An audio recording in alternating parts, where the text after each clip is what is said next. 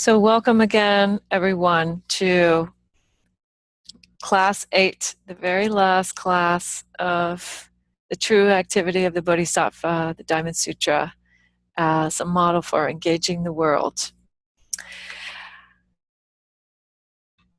So I just have a little bit of material that I want to go over with you this evening, and then we'll allow a lot of time toward the end for comments and questions and engaging with what it will be like after this class. But before that, I also want to apologize for the incredible number of emails that went out accidentally last time. I don't know how that happened, but there you go. At least they're easy to delete. And chapter 28 is, I believe, where we're picking up this evening. So these are the last 5 chapters, 28, 29, 30, 31, and 32, recalling that there are 32 chapters evoking the 32 marks, physical bodily marks of the Buddha. And chapter 28 begins with the Buddha telling Subhuti again this comparison of making an offering of material things, jewels specifically, lots and lots of jewels, or gaining an acceptance of the selfless, birthless nature of dharmas, which is the Pine translation, or Kanze's translation is patient acquiescence in dharmas which are nothing of themselves and which fail to be produced. Hi, Cynthia, welcome. Okay.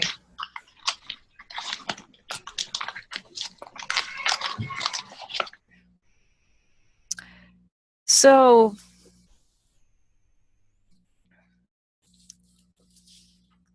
patience and acceptance, two key aspects of practice for the Bodhisattva who would engage in this kind of teaching, in this kind of, in the path of liberating all beings. And specifically patience and acceptance with what? So with the fact that the only constant is change, all things are always changing, and that everything is inseparable from everything else. Right. So that's what we mean by selflessness. The selflessness is the inseparability of things, that they are dependent on other conditions. They don't have a solidity to them or a separation from anything else. And birthlessness, meaning if we look back at the beginning of any particular thing, we don't find a beginning. We simply find transformation after transformation after transformation, including human beings, right? It's a process of transformation. So these are the two aspects. And interestingly, this is said to be a very advanced stage. This is said to be the 8th stage out of 10 stages of the Bodhisattva, this kind of acquiescence or patient acceptance of this, fully accepting it, right? And Wei Nong calls this to penetrate all dharmas without thoughts of subject or object. So then you see why this is considered an advanced stage, right? Because most of us conceive of the world and interact with the world from the perspective of a subject and an object.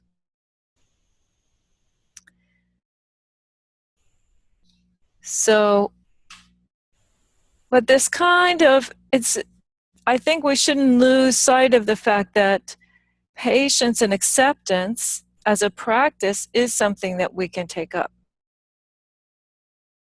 Even if perhaps we aren't fully experiencing non-separation,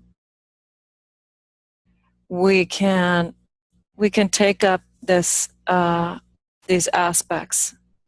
And to be clear, also, what we're talking about here in terms of acceptance is not an acceptance as all things as good necessarily, right? This is acceptance of things as they are, without any judgment about how good or bad or skillful or unskillful or wholesome or unwholesome they are. So it's more like an acknowledgement of the state of the way things are. And that takes some patience, and it takes some courage, actually, to have that kind of practice. And certainly having a vow as big as the Bodhisattva also implies a great deal of patience, right? Patience with how big it is, how many beings there are.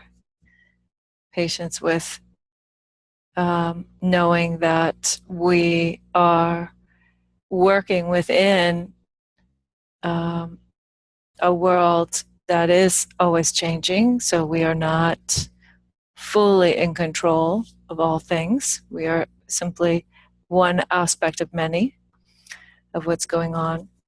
But that kind of acceptance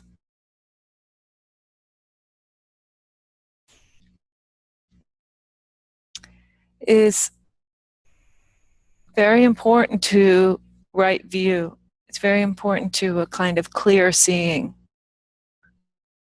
It's very important to a kind of skillfulness, because in the absence of acceptance, when there's a denial or there's a rejection of what's actually happening, then it's really impossible to, or just mere confusion about what's actually happening, then it's really nearly impossible to respond to what is, right? You have to be able to see it and accept it clearly in order to have some kind of response, particularly a skillful response. So the Bodhisattva, hello Tom, welcome. The Bodhisattva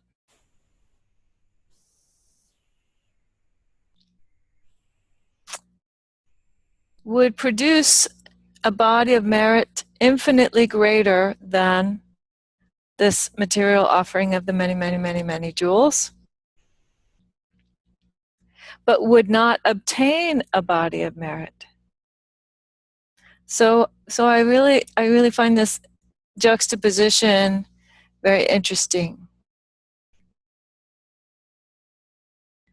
So the distinction between the actual, so the merit arises out of the activity. It's not that the activity doesn't produce some sort of positive consequence. It does. But bodhisattvas use their merit or turn their merit to the benefit of others. So we keep turning it back. We keep kind of plowing it back in, if you will. And for that reason, then it's said that the merit is obtained. So it's obtained, but it's obtained for the benefit of all beings. And so that's why it can also not be grasped. So, or as Kanze says, seized upon.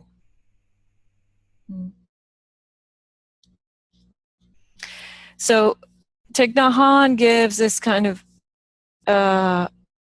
more descriptive translation here and says the Bodhisattva gives rise to virtue, but is not caught in the idea of virtue and doesn't need to build up. We're not trying to store up merit. So this goes again to the point that we investigated a little bit in our last class, which is that the generation or the production of merit is not the primary concern of the Bodhisattva. The primary concern of the person on the Bodhisattva path is the liberation of beings. And that merit arises from that is fine, and that also becomes yet another tool, if you will, for the Bodhisattva to continue the liberation of beings. So always turning it back. This is the generosity. This is why we say the path, the 6 paramitas, the 6 perfections of the Bodhisattva always begin with giving, right? Giving all things, including one's own merit. So that's why chapter 28, the title of chapter 28 is No Possession, No Attachment.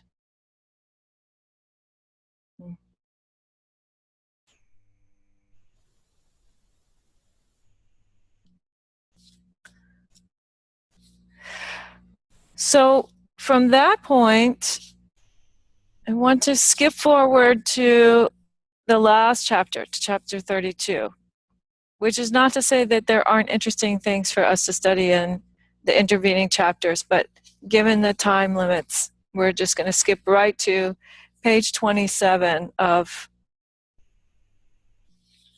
your 3 translation document, the very last bit of chapter 32. So chapter 32 is this lovely, lovely poetic ending. And Pine says for that reason, the Zen people like it. Because it's a poetic, it's perhaps the least conceptual of the parts of the sutra, this last bit. But it says, so Kanze's translation is actually the most popular of the 3 here. So I'll read that one. As stars, a fault of vision. As a lamp, a mock show, dewdrops, or a bubble, a stream, a lightning flash, or a cloud. So should one view what is conditioned. So all of these things, fleeting, right? Momentary, ethereal, completely lacking in solidity for the most part, right? Even to the extent of unreal, like a dream or a show.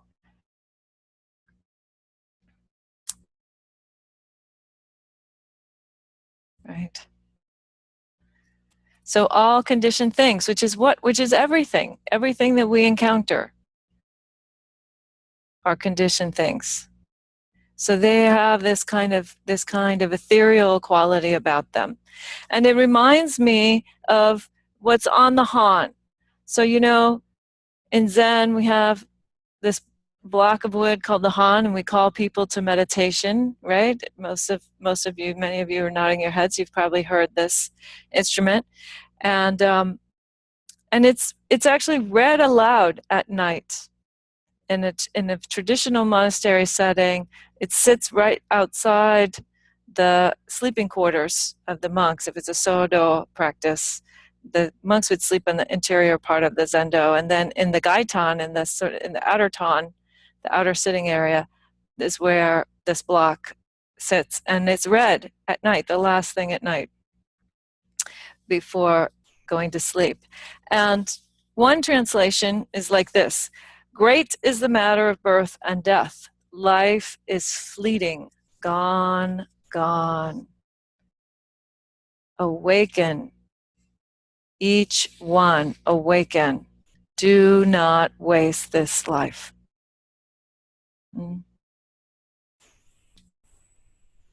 So this is very much a daily message for us in our practice as bodhisattvas, in our practice of Zen.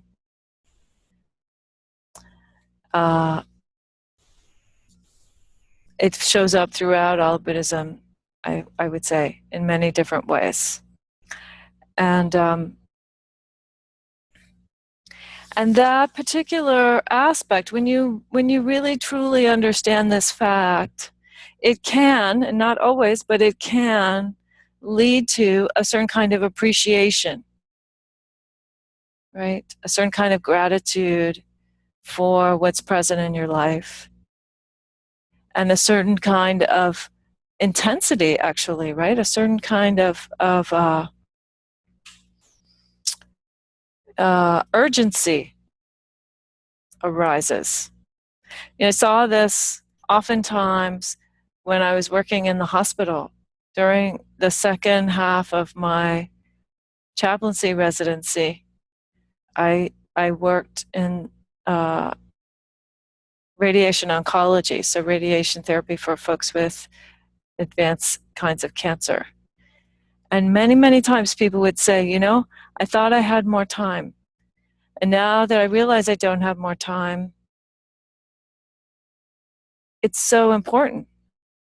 Like, why am I not spending every single moment with my family? I want to spend every single, or whatever was the thing that they felt they needed to really communicate. This was the time. So that's the kind of exhortation that practice gives us. Don't wait for radiation oncology, but really have this be a very present part of your life. This kind of acknowledgement of each moment, and allowing that to also turn us to this aspect of less grasping and less effort for control, right?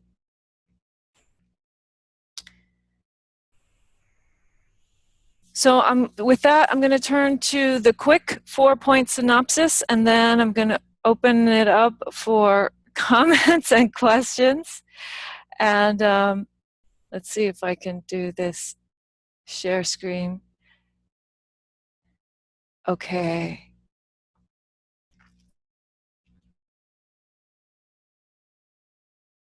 Great.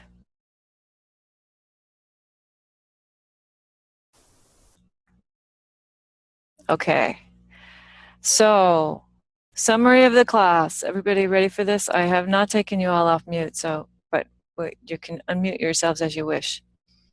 So the 4 themes of the Diamond Sutra that I just want to remind you of here tonight before we open up the conversation. One is, don't confuse the concept with the thing itself. Right? This is a lot of the meaning of this language where we see it's a thing and therefore it's a no thing, and that's why we call it a thing. Much of that kind of language that we see in the sutra is about this first point. Do not confuse concepts with reality. Then secondly, intention matters. The Buddha starts out by telling us that the way to proceed on the path is to set this enormous bodhisattva intention toward all beings. Devotion matters, right? That produces merit, that produces positive things in the world. And putting it into practice in everyday life actually matters much, much more than those 2 things.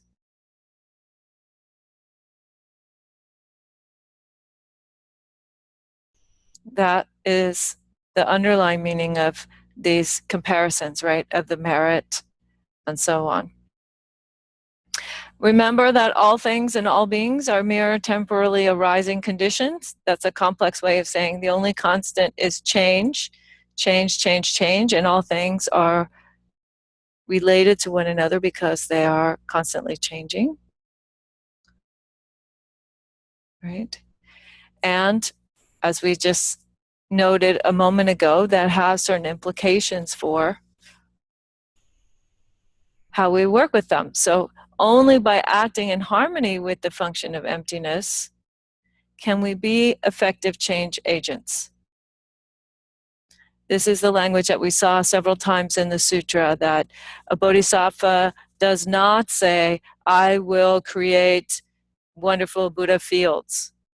Why? Because wonderful Buddha fields arise in a much more complex way than sheer force of will of one individual. So we work in harmony with the way that the world works in order to create wonderful Buddha fields.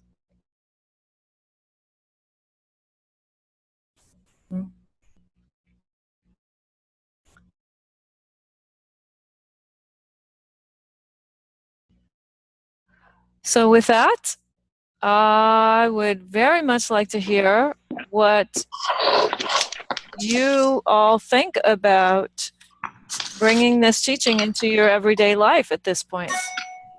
Or maybe you have questions about things we've covered.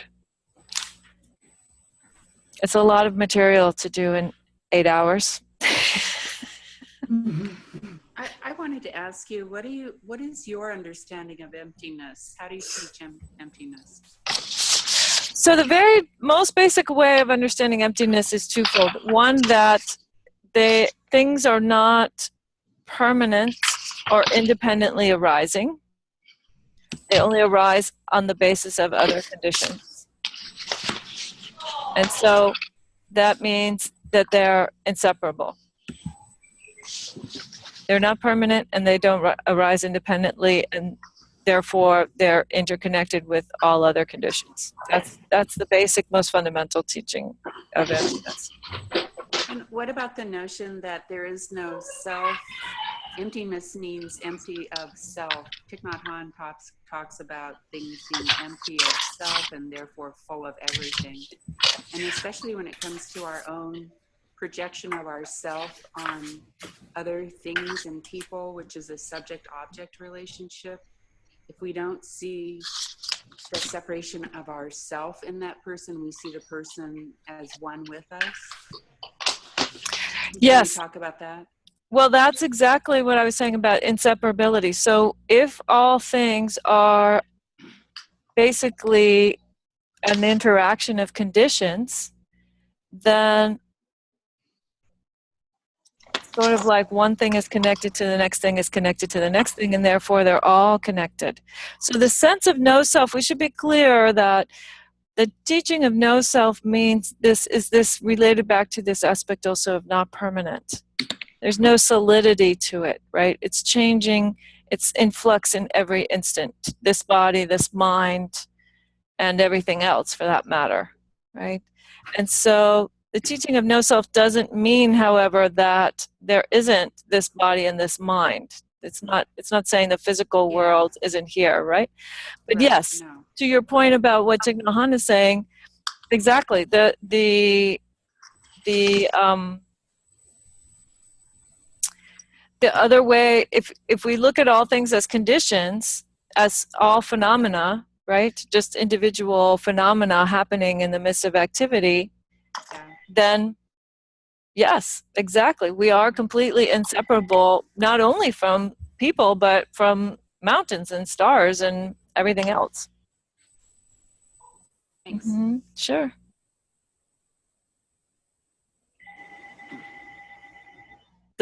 So tell me, how does that show up in your life, Cynthia? How does that teaching help you in your life? Well, I also connect that with living a more humble life than I used to live. Mm-hmm. i.e. not wanting everything my way, and really trying to see, to not question, to really do what other people need me to do, as opposed to questioning why they need that or how it might be done differently. And that to me is part of the humility, which is part of diminishing the ego, what we often talk of as the ego or the I am self. I found once I realized I could diminish the I am self and my ego and my desires and cravings, I could sit back and be receptive and just be generous and offer to whatever presents itself to me, whether it's a person or a cat or or cleaning a floor or making dinner.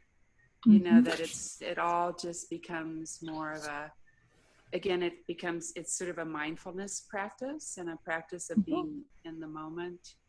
And it's also that practice of not separating self and object, I find. And so then you experience the interconnectedness of all things. And that interconnectedness is what I experience in Zazen. And that's what sort of really nourishes my practice and my life, and has for several years now. Great. Yes. Yes. So something about seeing how the sense of self can create this fixed view, which makes things more difficult, right? Yeah. So allowing, just relinquishing even a little bit of fixed view makes a big difference. Yeah, the suffering, the whole idea of living a life of suffering is diminished because you're just more available. It's not all about you and what you want. And the path of the Bodhisattvas we've been talking about, and I've been learning more about, I guess that is the way of, choosing the path of the Buddha. And I didn't know it was necessarily called the path of the Bodhisattva, but that's fine. It's a lovely way of being as well.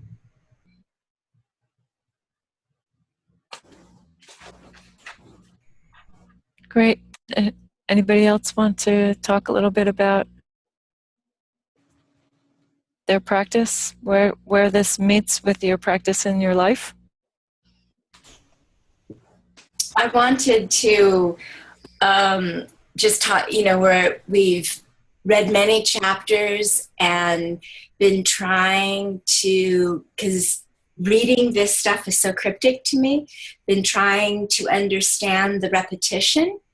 And I've had all sorts of thoughts like, well, maybe the repetition is helping us recognize examples over and over, different examples, slightly different twists in our lives.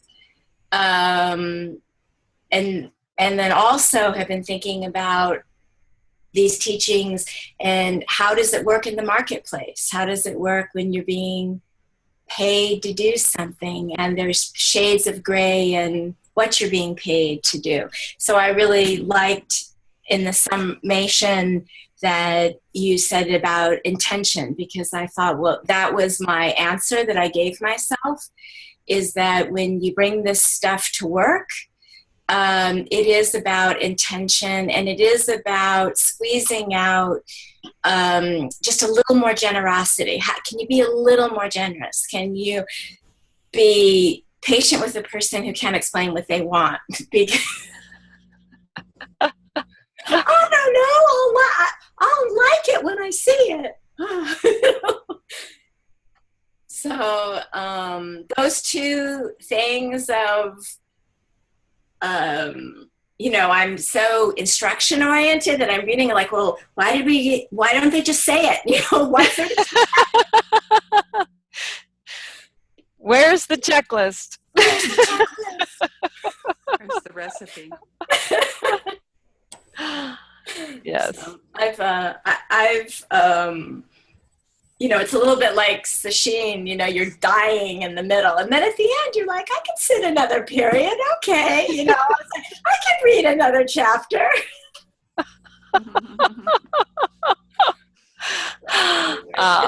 Well, so you go back to intention. Yeah, right. You go back to intention, right? Over and over again. And that's that's it. That's where the Buddha started us out, right? He said, okay, that's where we start. We take that vow. We say, we make that promise, and that keeps us on the path. That Over right and there, over. over and over again. Yes. Right. Yep.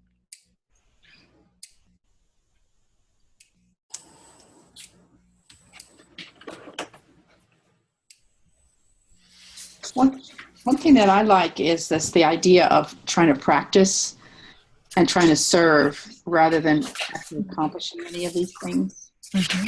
You know, there's a Jewish saying that I'll get wrong, but basically the gist of it is it's not given to us to complete the task in this world, but nor is it given to us to desist. So it's that same idea. It's like, but it's just it's when I look at this, it's just so overwhelming what needs to be done. So if you look at it, I'm not actually going to liberate beings. I'm going to serve beings. They're already liberated, so I'm just going to serve beings. And I like the idea of practicing the acceptance and the patience, because I definitely do not achieve that all the time. So if the goal is to practice it, I can be comfortable with that. My big struggle right now is so many needs, so many family needs, and just real needs.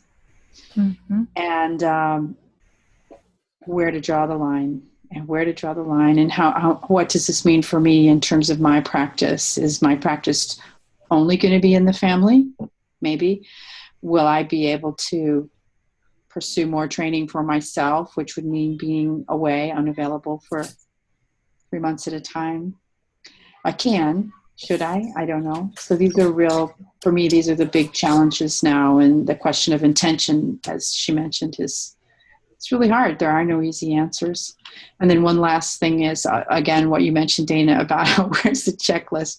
I mean, I'm a scientist too. So for me, the one thing I love about these classes, all these Buddhism in general, one of the many things, but it's they're poems. And so it's kind of the liberal arts side of my head that doesn't get a lot of hasn't had much exercise since I was in college. And it's a very different way of looking at things that I find more and more valuable as I get older. And I love the images, like ending with the images, all of these. It really is surprising to me how helpful I find images. That is something that I worked with my kids with learning disabilities and never thought it applied to myself, but apparently it does.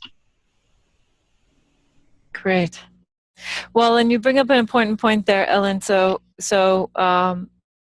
being willing to be applying your practice and practicing without finding an endpoint necessarily is an important thing, right? To be able to say, okay, I'm just going to step up. And that leads to the question, though, that we all have to answer for ourselves about how to take care of ourselves, right? About the Bodhisattva is not just saving others or liberating others. The Bodhisattva is also liberating oneself, right? All beings. That's not all beings other than me.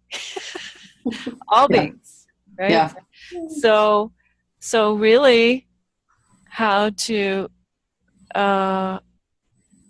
think about ways to be skillful with our own energy, with our own time, with our own wanting to feel like we're actually making a difference, right? Yeah. So we have to find those places. We have to find those places for ourselves in our practice, how we're nourished by what we're doing, and knowing when we need to stop and take a break. Yeah. Thank you. Thank you. In fact, there's some point in the canon, and I don't know exactly where it is, but it is often quoted, which is the Buddha says, I take my rest for the benefit of all beings. That's good. I like that. I'm going to Like I may not get a tattoo, but I'm going to put that somewhere. I'm going to tell the other two guys. That's good. Yeah, get one that other people can see. Yeah, that's good.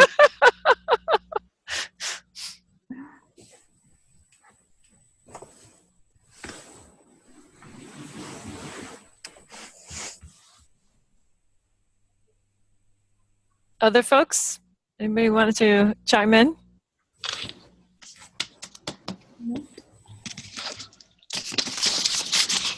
Did you say no, Terry? Is that what you said? Yeah, I said no. Okay. Norma, are you there?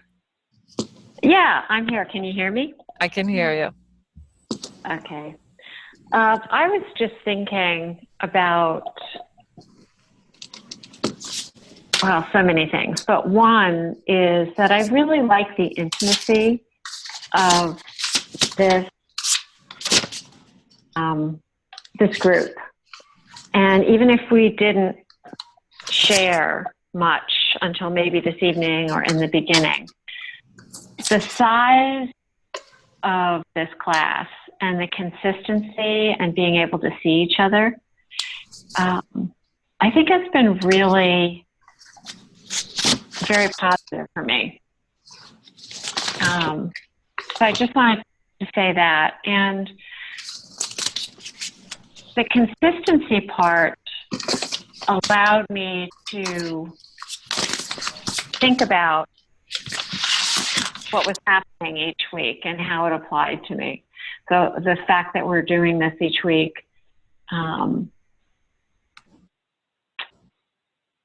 it was kind of eye-opening.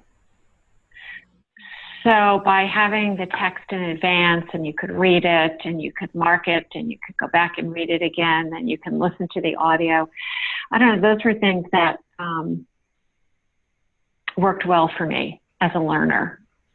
And I really feel, I don't want to say like I learned a lot, but I experienced quite a bit that opened up the learning process for me and opened up how I could use what I thought was totally unusable until you explained it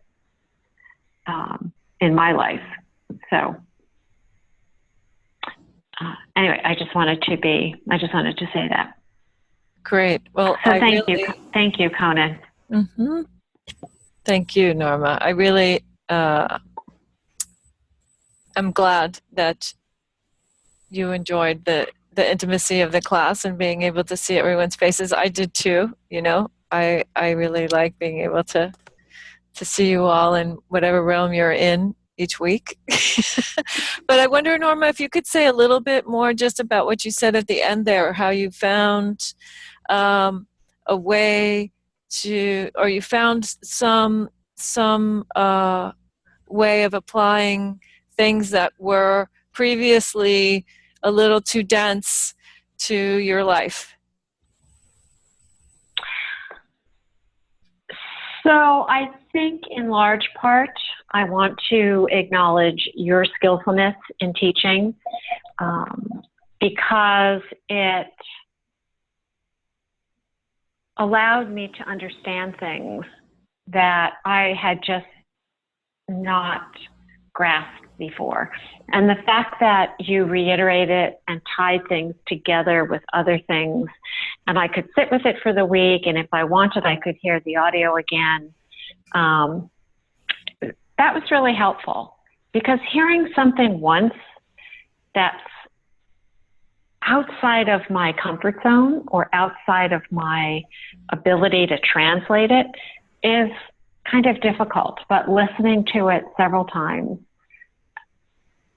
and then hearing your responses and how you broke it down, I just found it really helpful, and I could do it at my own pace. So good. Yeah. So and I think if you weren't so prepared and so dedicated to teaching us, I don't know that I would have had the same experience. I think your dedication to really understanding the course material and not simply reading it, but going off script to share either your experiences or additional information that we wouldn't have found without you, we wouldn't have heard without you, added the depth, you know, the stories, added the depth that created the memories that it allowed me to recall as I was doing something. I'm like, aha, that's what she meant. You know, I see what I'm doing. I can associate it with that story. I need to shine a lamp on this one. So the style of teaching really resonated for me in terms of my learning style and how I could adapt it. So thank you. Great. Thank you, Norma. Thank you. I like to hear those stories about making that connection in the moment. Like, oh yes, this is what that meant. I've had that same experience actually many times with Harada Roshi's teachings years and years and years later. I think, oh, there it is. Look at that. So it's good. Yeah, I learned I had to reread a lot of things over and over again and listen. Mm-hmm. You know, I just needed that reinforcement because it didn't happen at first blush. Mm-hmm. Mm-hmm. And it's interesting that that's one of the ways that technology actually supports us, right? I mean, for me, it was a kind of a learning to see the various ways that the technology was helping us here. So one way is this intimacy, this being able to see people's faces and hear people's voices and see where they are each week. And that I anticipated, but things like that, like how useful it would be to be able to go back to the audio or to share a screen and have that be recorded, all of those different ways of or using the technology in the car, as we were talking about earlier, and coming to class on the go. All of these things were actually interesting to me, that the technology actually helps in some very specific ways that you couldn't reproduce necessarily in a classroom, you know, here in the Zendo, if we were having a class here in the Zendo, for example.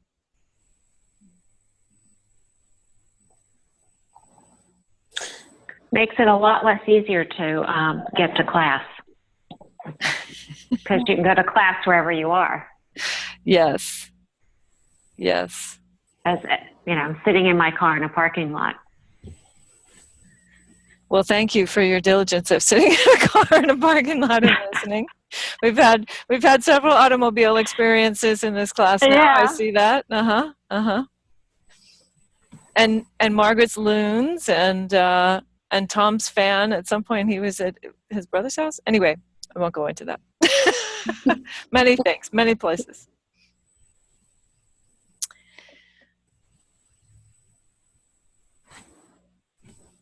Yeah, Clement, I was kind of dreading taking a class at 5:30, especially this type of class.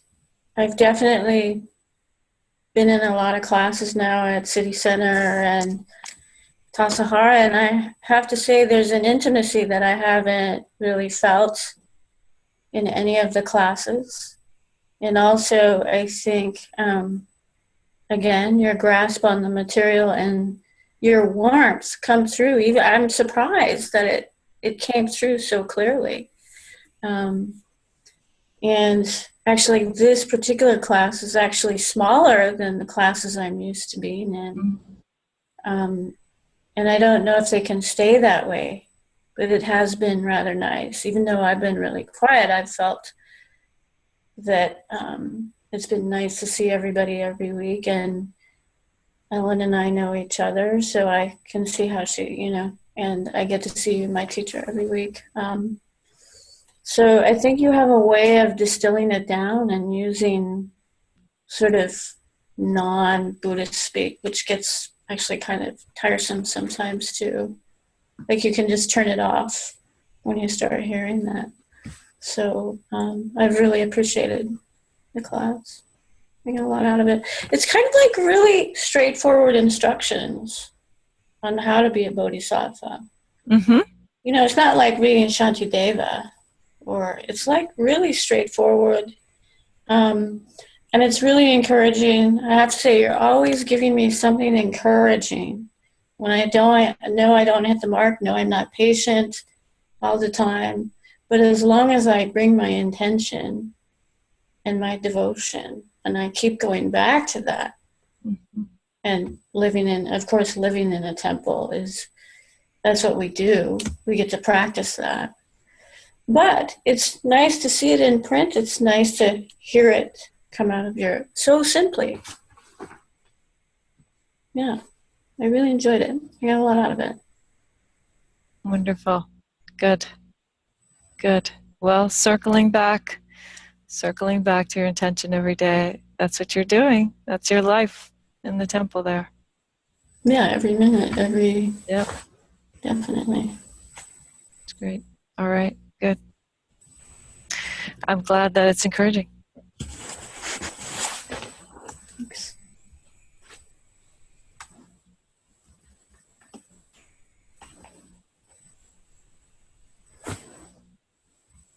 What else? Any other rubber meets the road stories? Thoughts? You mean the application of the sutra or the experience of the sutra in our life? Mm-hmm. Is that the rubber meets the road? Mm-hmm. You know, frankly, I've read all the sutras in the Majjhima Nikaya, but it was over a period of several years. And it's only from reading and rereading again that, and sometimes it's even like just reading it, just almost like chanting it, so that it's because these sutras kind of have to me, they have a calming sort of, there's some sort of sense of communication I have through them. And a friend of mine once said that's kind of like, you know, people from the past speaking to you now. People are from the, we're reading what people have written and practiced for thousands of years. But somehow it's just, I don't know if there's any one specific thing that the sutra has done, because I'm not into really discriminating that much, but I trust the Dharma enough to know that exposing myself to this sutra and bringing it into my life has had effect. Mm-hmm. Mm-hmm. Yes. Sometimes the effect can be more subtle than what we can tell. And that's fine. Yeah, and I don't have to understand per se in my contemporary understanding of things. I don't necessarily have to understand. Sometimes I pick just like the Thich Nhat Hanh commentary really is very straightforward to understand, as things usually are. He helped me a lot with the hearts and understanding the Heart Sutra more deeply. Mm-hmm. So for me, sometimes to focus on one person's commentaries helps take me deeper into the meaning, of the sutra. But I don't think it's something, it's the literature, it's part of the practice to me. Mm-hmm. Is the sutras and reading the sutras on your own over and over. Yes. Yes. Thank you for sharing that. So we have a little less than 10 minutes for maybe a couple more people to share, if you want to.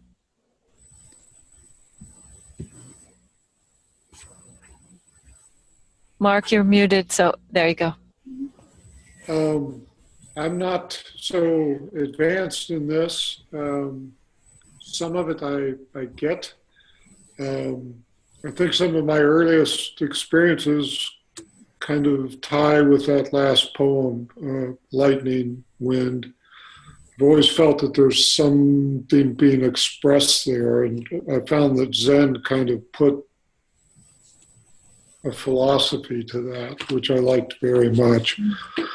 My own personal sitting practice is to try to look at where I'm not using words.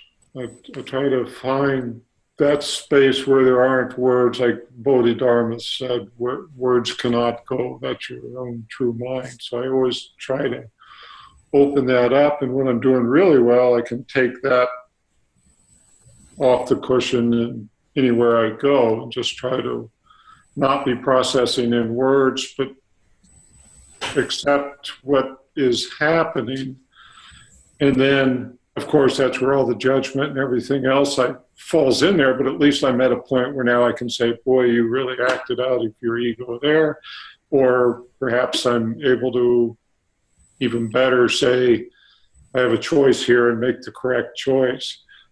But that's kind of as far as I can say that I've embodied the Diamond Sutra. But I think what this class for me is like the big bag of candy that a kid brings home after Halloween, and I'll be unpacking that for a long time.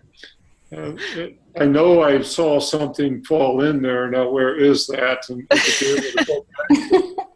we have the reading material, we have the videos. I think it'll be very valuable that way. And I do enjoy podcasts. I spend a good bit of time in the car and I enjoy listening to it. So all of these audios will be something I will listen to over and over again. And that'll be helpful for me to unpack that bag a bit.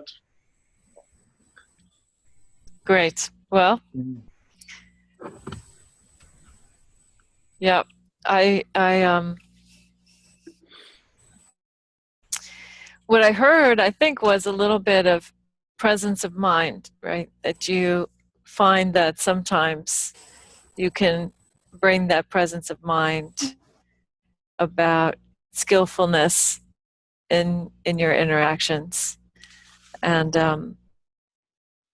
yes, and that, like any good teaching, this has a lot of subtlety to offer us. Over time, we can really engage with it, and in different ways. I mean, you guys may not have noticed, but my copy. See this is my copy of the sutra right here. You see all those little post-it notes. This is my copy of the sutra there, and this side, and then there's some at the bottom too. Like, I didn't know that. So,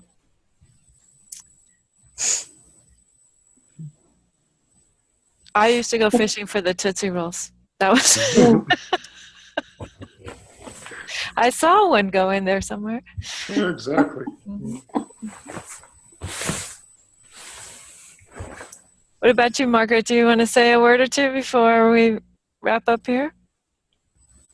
Well, I would say the teachings within this are not unfamiliar, but the sutra itself for me had been gobbledygook. And now it not only makes sense, but it is living the teachings. And I have learned myself over time that when there's less me, when I'm aware that there's really nobody here and I don't react personally, it sucks the emotion out of situations, emotion that isn't helpful.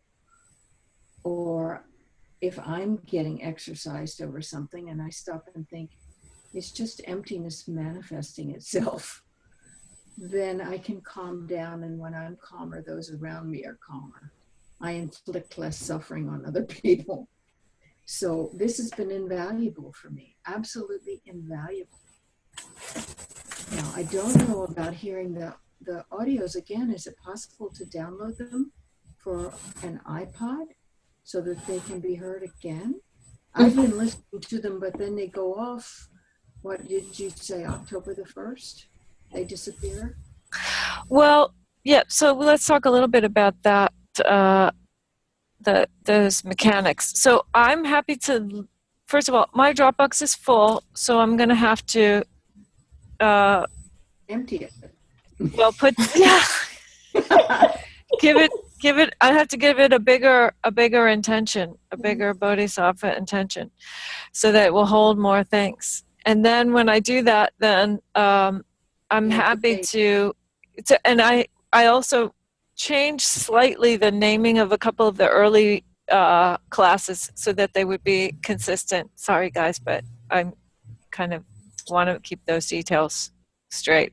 So my thought was that after I take care of those details, that I would go ahead and leave that Dropbox accessible to you guys until the end of the year. And that means you can download any of that stuff if you want to, video or audio. And I'm still considering about the sharing of it. You know,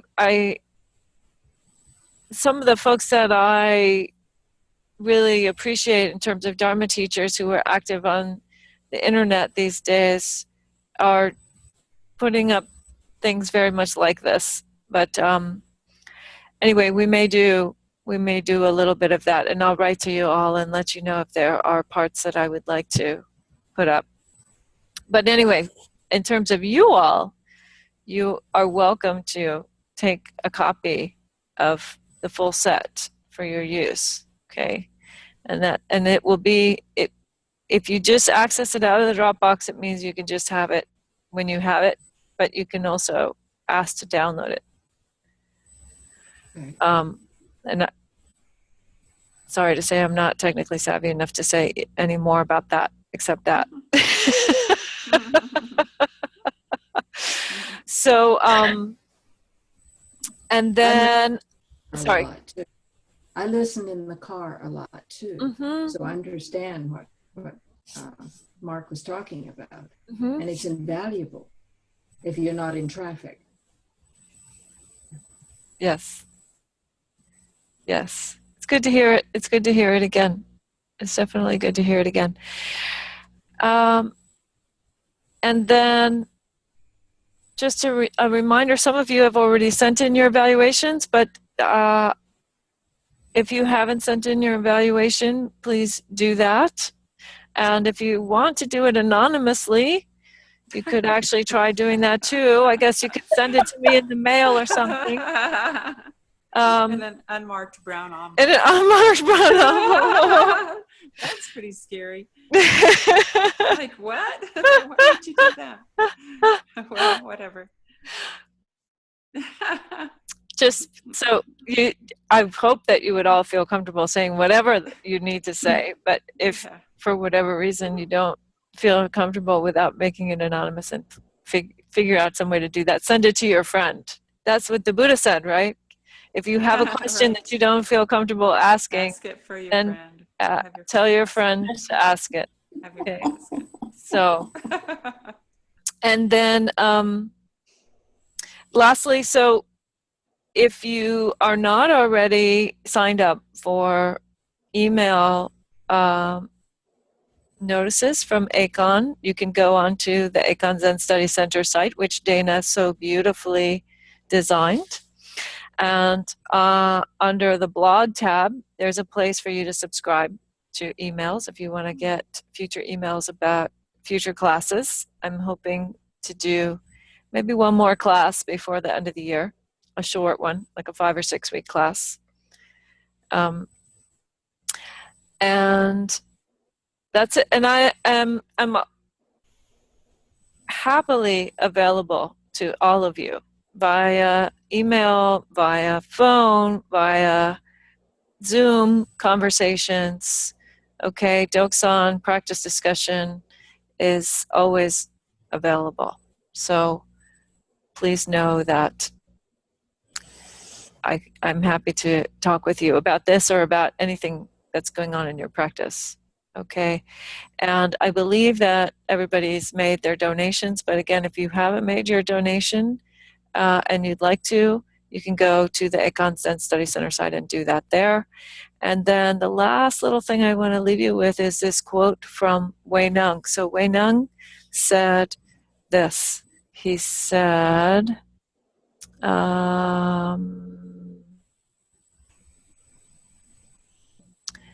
we go.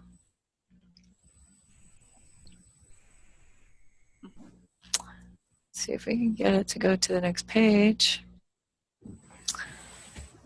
When the true Buddha is everywhere, one's work is done.